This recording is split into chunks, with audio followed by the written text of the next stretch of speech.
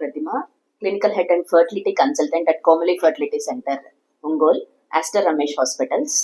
ఇవాళ చాలా హ్యాపీగా ఉంది. యాక్చువల్గా ఒక పేషెంట్ గురించి చెప్తున్నాను.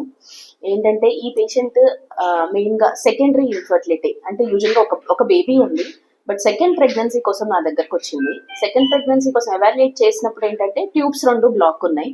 సో మేము ఏంటంటే సర్జరీ చేసి ట్యూబల్ క్యాన్యులేషన్కి అటెంప్ట్ చేసాము, బట్ క్యాన్యులేషన్ చేసినా తనకి సక్సెస్ అవ్వలేదు.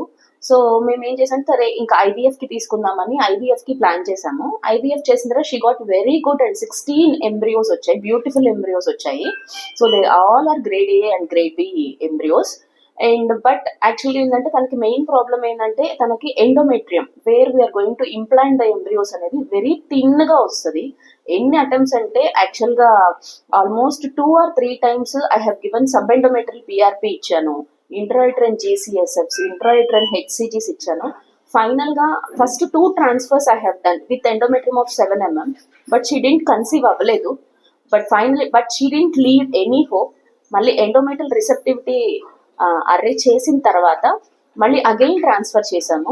ట్రాన్స్ఫర్ చేసిన తర్వాత ఇప్పుడు she is 9 weeks of pregnancy. అసలు I have to see the happiness in her face. Thank you. Years తర్వాత కన్సీవ్ అయ్యావు కదా, ఎలా ఉంది అసలు? అసలు యూ ఎక్స్పెక్ట్ చేసావా? అసలు ఈ ప్రెగ్నెన్సీ వస్తుంది అనుకున్నావా? ఏంటి? లేదు మేడం, చాలా సంవత్సరాల తర్వాత నాకైతే హోప్ పోయింది. బట్ కానీ మీ ట్రీట్మెంట్ తర్వాత నాకు స్టెప్ బై స్టెప్ ఒక నమ్మకం అనేది వచ్చిందనమాట.